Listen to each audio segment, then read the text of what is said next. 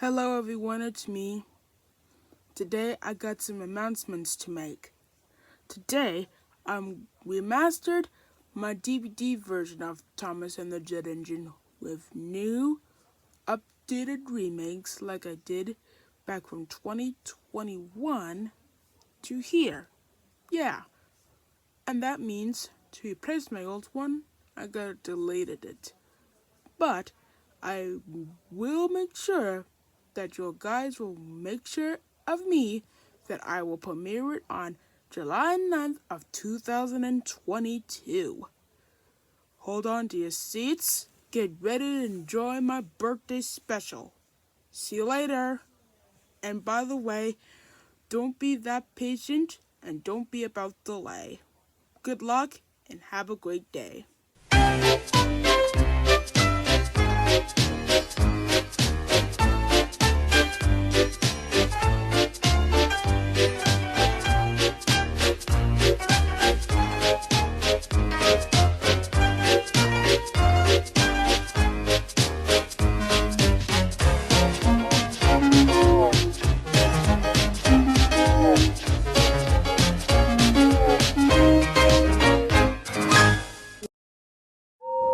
Gordon is a very proud steam engine. He's the fastest engine on the island of Sodor. He loves speeding along his line with the wind blowing across his funnel. "You've broken the record again," said his driver. "I'm the fastest," boasted Gordon. But not all the engines were impressed. "Speed isn't everything," said James smugly. "But being reliable and useful is," said Thomas. "You slow engines will never understand," snorted Gordon, "because you'll never go as fast as me." The Fat Controller arrived with news of a special for Thomas. "I want you to collect the jet engine and take it to the airfield." "What's a jet engine?" asked Percy. "A jet engine goes forward by pushing hot air out of its back," the Fat Controller said. "Just like when you blow up a balloon and let it go," added Thomas. "It's very fast." Thomas likes making special deliveries for the Fat Controller. It makes him feel special. But secretly, he wished he could go as fast as Gordon. Just once. Thomas arrived at the docks excited to see the jet engine. It was shiny and modern, and Thomas had never seen anything like it. He just couldn't wait to start his journey, but Cranky was taking his time. "Hurry up," huffed Thomas. "This is a special. Cranky did not like being told what to do, especially by an engine. He became so cranky that he was careless with his hook. His hook knocked the switch, and the switch started the jet engine, and the engine began to whine. The whine got louder and louder and louder. "Uh-oh," said Cranky. Before he could say anything else, the jet engine was rocketing Thomas up the track. "Oh," said Thomas. The driver tried to put on the brakes, but Thomas couldn't stop. "Oh, boy!" The station master called ahead. "Clear the lines, it's a runaway train." Signals were changed and points were switched. Thomas had never been so excited. Thomas flew by James and rocketed past Henry and raced by Percy. They were amazed. Bertie was excited when he saw Thomas flying down the track. "Want a race, Thomas?" beeped Bertie. Never mind. No one had ever seen an engine go so fast. Gordon had no idea that Thomas was racing along the main line.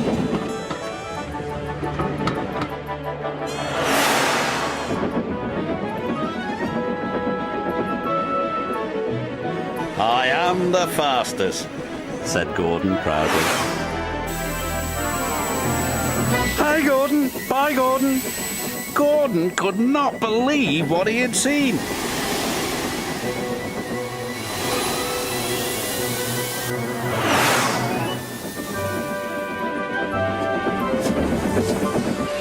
At last, the jet engine ran out of fuel, and Thomas was back under his own power.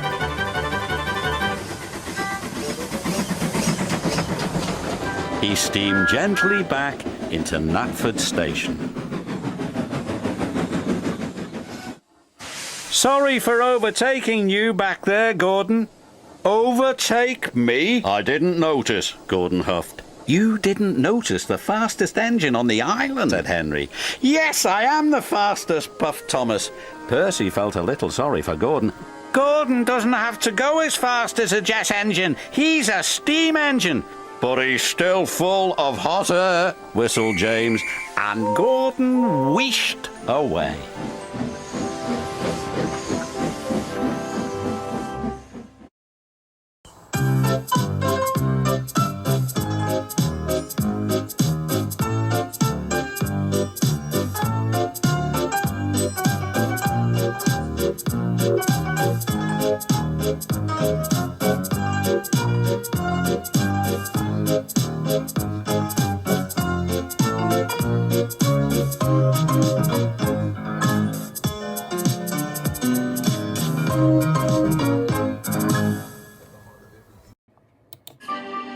In the summertime, the branch line station masters enjoy a friendly competition for the most beautiful station on the island of Sodor.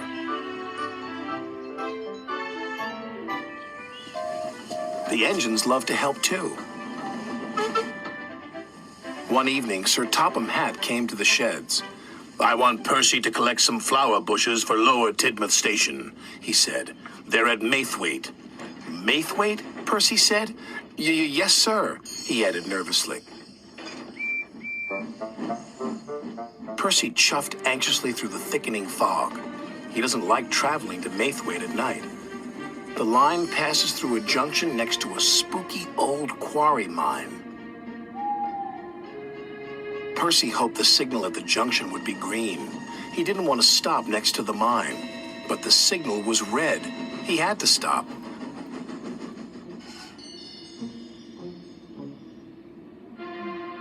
Suddenly, he saw something.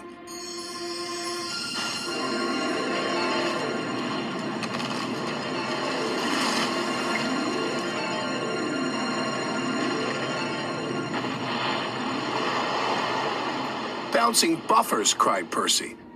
His driver hadn't seen the old chimney sink into the ground. The signal changed. Percy was so scared, he steamed away as fast as he could. The next day, Percy was telling Donald and Douglas about the disappearing chimney. "It's the Naughty Gnomes," teased Donald. "We fat men with big feet, they make strange things happen," said Douglas. "It's legend. They steal your wheels and filch your funnels." Percy didn't want to believe them, but he wasn't sure. Sir Topham Hatt was waiting for Percy at Dry Awe Station. "I want you to collect some freight cars from the abandoned mine," he said. Yes, sir," Percy answered, but he really didn't want to go there again. Percy hoped he wouldn't see anything else disappear. He slipped into the sidings and buffered up to the freight cars. "Spooky," stammered Percy. Suddenly, another building at the old mine sank into the ground.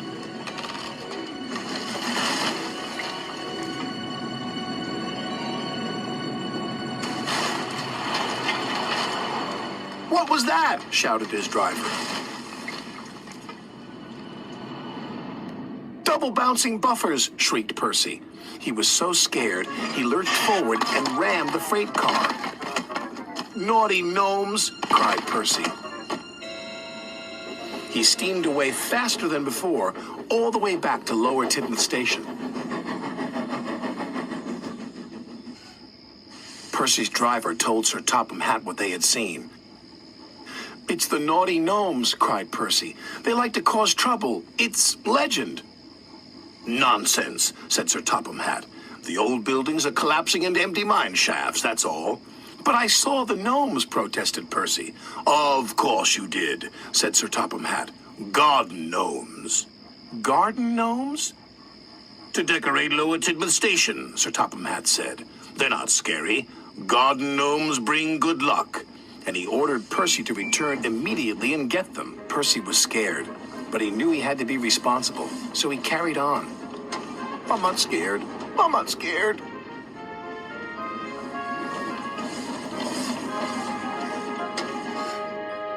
He waited for something else spooky to happen, but it didn't. And Sir Topham Hatt was right. The garden gnomes weren't scary at all. His driver and firemen had collected the gnomes, and Percy took them straight back to Lower Tidmouth Station. Later that week, the station master thanked Percy. We wouldn't have won our competition without your garden gnomes, Percy. Percy was very proud. You were right, sir. Naughty gnomes can be lucky after all.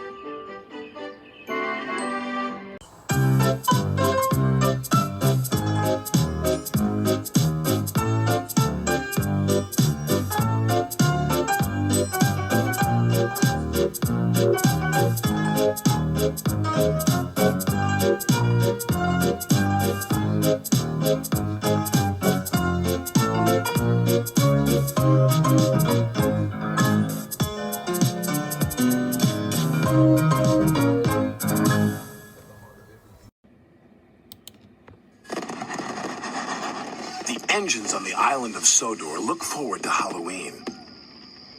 They love Sir Topham Hatt's fireworks and the children dressing up as wizards and witches. They also love Edward's spooky stories. They say that on Halloween, the ghost engine returns to the smelters looking for his lost whistle. Spooky, the engine said, all shivering a little. Later, Sir Topham Hatt arrived. Thomas, Percy, and Duck, I have a special job for you. You are to collect some scrap from the smelter's yard tonight. On Halloween?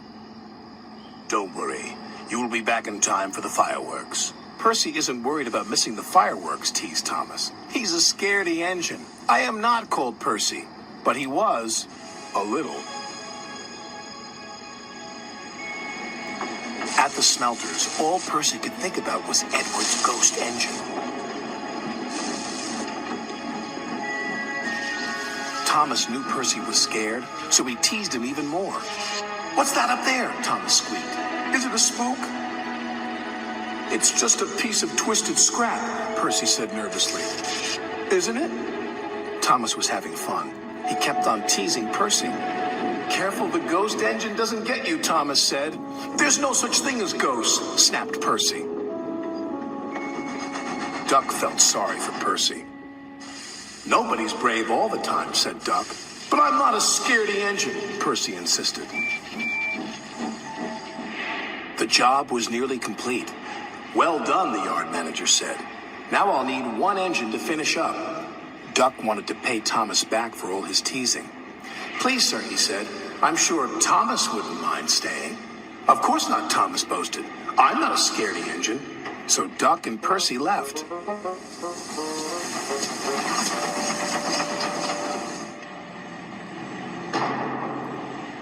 When Thomas was by himself, every sound and every shadow was spooky.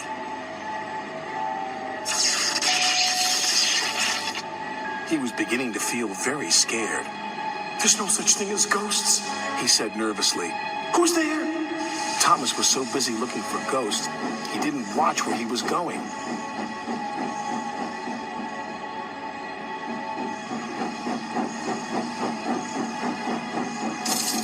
The chains felt like ghost fingers. Something's got me! Thomas wheeshed and set off an old steam whistle.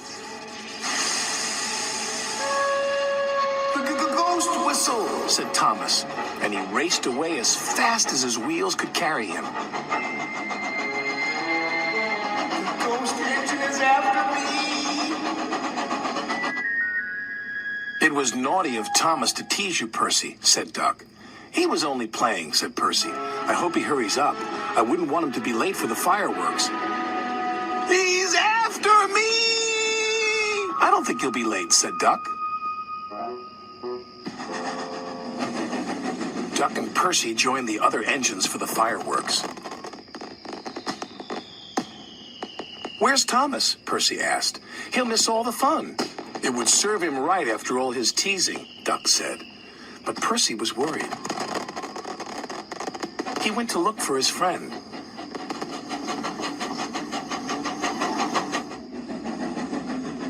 He found Thomas all alone in the shed. "Are you all right, Thomas?" he said. "Yes, I'm sorry I teased you, Percy," Thomas said. "Duck was right. We all feel scared sometimes." "And we all have to say sorry sometimes," said his friend. "So come on, Thomas. We can watch the fireworks just as well from here." And he was right.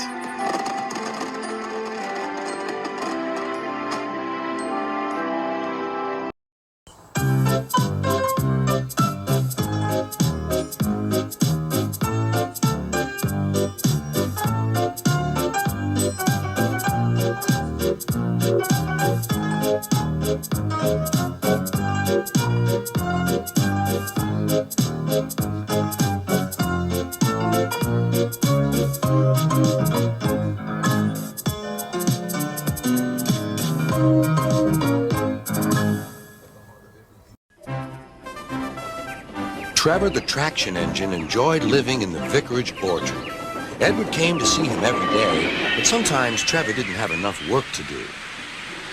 "I do like to keep busy all the time," He sighed one day. "and I do like company, especially children's company." "Cheer up," smiled Edward. "Sir Topham Hatt has work for you at his new harbor. I'm to take you to meet Thomas today." "Oh," exclaimed Trevor happily, "a harbor, the seaside, children, that will be lovely."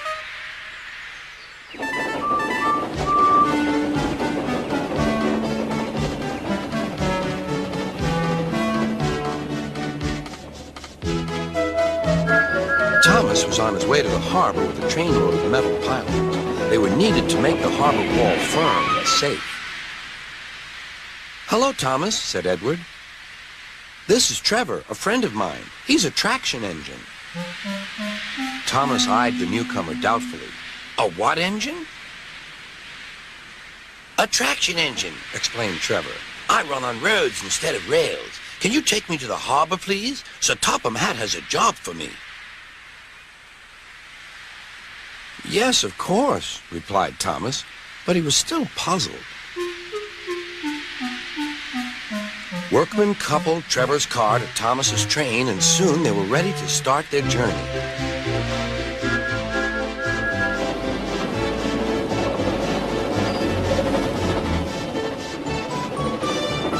"I'm glad Sir Topham Hatt needs me," called Trevor. "I don't have enough to do sometimes, you know, although I can work anywhere, in orchards, on farms, in scrapyards, even at harbors." "But you don't run on rails," puffed Thomas. "I'm a traction engine. I don't need rails to be useful," replied Trevor. "You wait and see."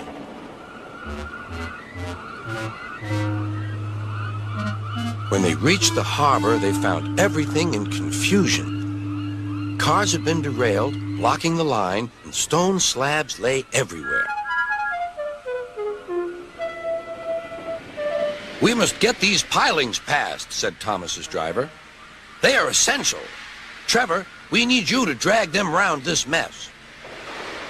"Just the sort of job I like," replied Trevor. "Now you'll see, Thomas. I'll soon show you what traction engines can do." Trevor was as good as his word. He dragged the pilings clear with chains and towed them into position. "Who needs rails?" he muttered cheerfully to himself.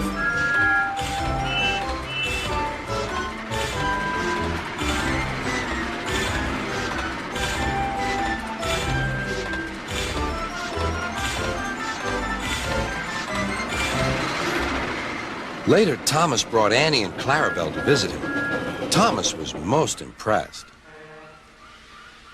"Now I understand how useful a traction engine can be." The coaches were full of children. Trevor gave them rides along the harbor. He liked this best of all.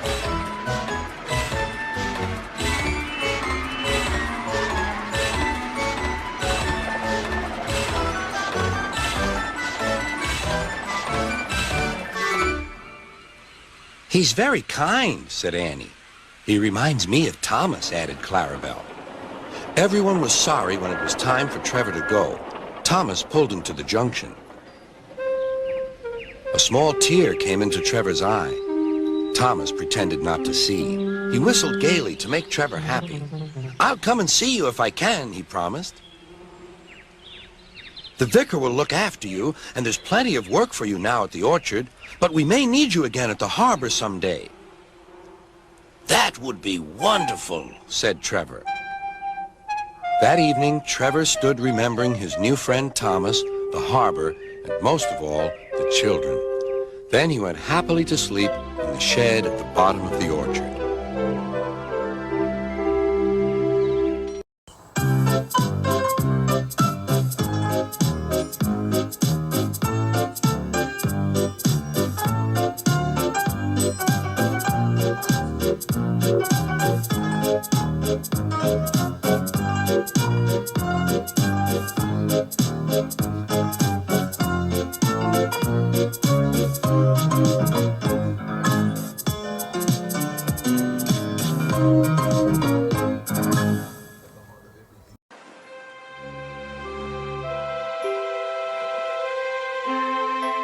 It was winter on the island of Sodor. The first fogs had begun to roll in from the sea.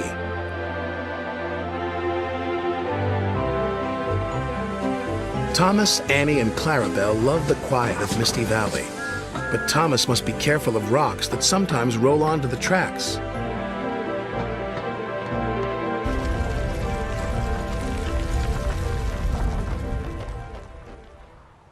Cyril the Fogman has a very important job. He puts detonators on the tracks to warn the engines when there's fog ahead.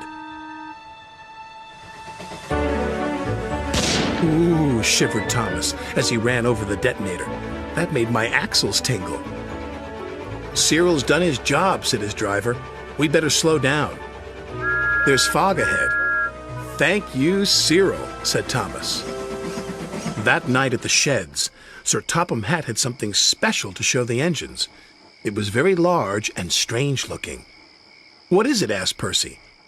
It's a new invention, a railway foghorn, said Sir Topham Hatt. It warns you when there's fog ahead, like this.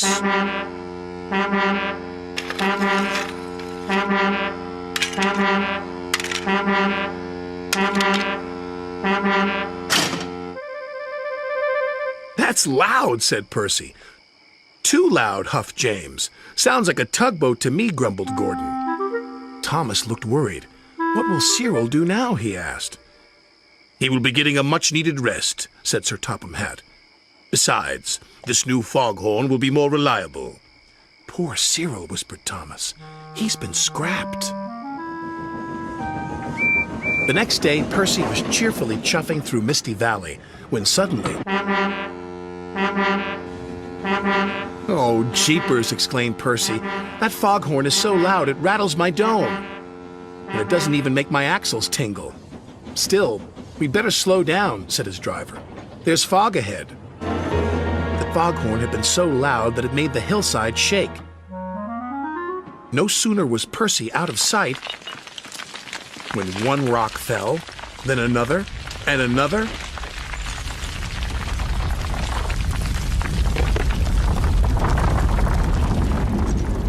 Before long, the track was blocked,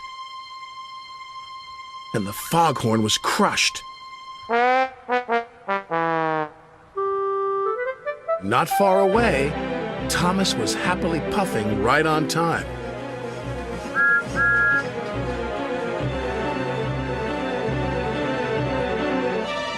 I can't see a thing, said Thomas. And then, before he could even think of anything else, Bust my buffers, cried Thomas. What happened to the foghorn?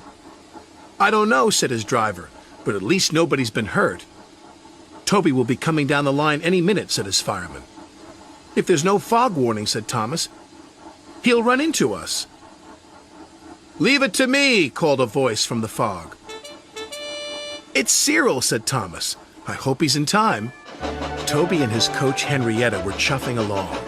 Toby was looking forward to a well-earned drink at the next station when... Fog detonators, puffed Toby. There must be fog ahead, said his driver. We better slow down. And just around the next bend, with his axle still tingling, Toby was very glad they did. Otherwise, they would have crashed into Thomas's wreck. Soon the tracks were cleared and Thomas was back on the rails. If it hadn't been for Cyril, said Thomas, Toby might have had a worse accident than me. Instead of replacing Cyril with the Foghorn, said Sir Topham Hatt, we'll replace the Foghorn with Cyril. You're clearly more reliable. Thank you, sir, said Cyril. And thank you, said Toby. New inventions are all very well, said Thomas. But they don't make my axles tingle, said Percy.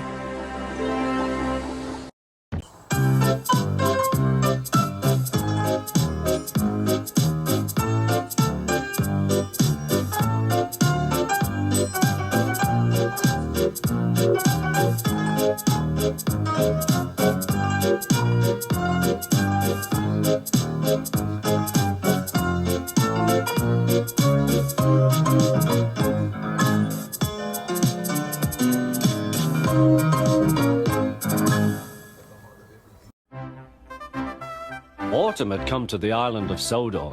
The fields were changing from yellow stubble to brown earth, and a tractor was hard at work as Thomas puffed along.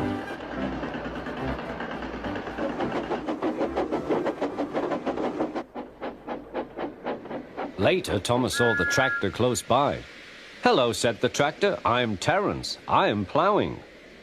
"I'm Thomas. I'm pulling a train." "What ugly wheels you've got." "They're not ugly. They're caterpillars," said Terence. "I can go anywhere. I don't need rails." "I don't want to go anywhere," said Thomas. "I like my rails, thank you." Winter came with dark clouds full of snow. "I don't like it," said Thomas's driver. "A heavy fall is coming. I hope it doesn't stop us." "Huh," said Thomas. "Soft stuff, nothing to it." And he puffed on, feeling cold but confident. They finished their journey safely, but by now the country was covered. "You'll need your snowplow for the next journey, Thomas," said his driver. "Huh! Snow is silly soft stuff. It won't stop me." The snowplow was heavy and uncomfortable and made Thomas cross. He shook it and he banged it, and when they got back, it was so damaged that the driver had to take it off. "You're a very naughty engine," he said to Thomas. Next morning, Thomas's driver and fireman came early and worked hard to mend the snowplow, but they couldn't make it fit. Thomas was pleased. "I shan't have to wear it. I shan't have to wear it," he puffed to Annie and Clarabelle. But they were rather worried. "I hope it's all right. I hope it's all right," they whispered to each other. The driver was worried too. "It's not bad here," he said to the fireman, "but it's sure to be deep in the valley."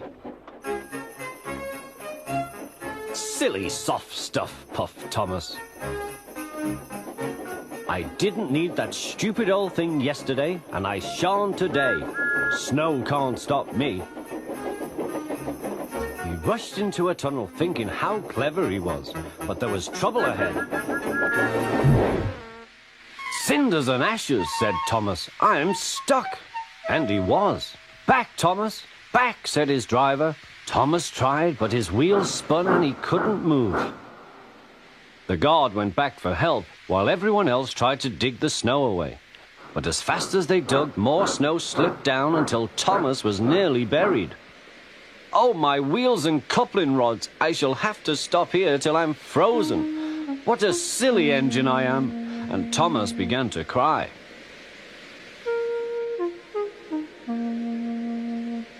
At last, a bus came to rescue the passengers. And then, who should come to Thomas's rescue but Terence? Snow never worries him.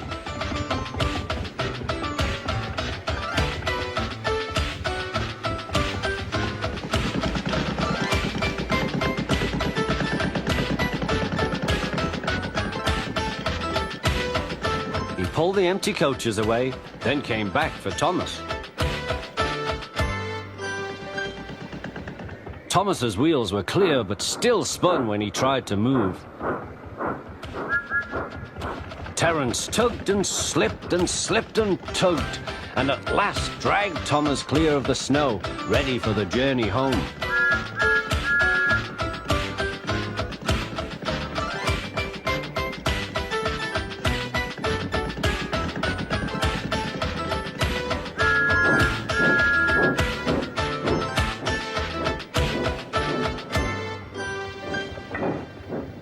Thank you, Terence. Your caterpillars are splendid, said Thomas. I hope you'll be sensible now, Thomas, said his driver.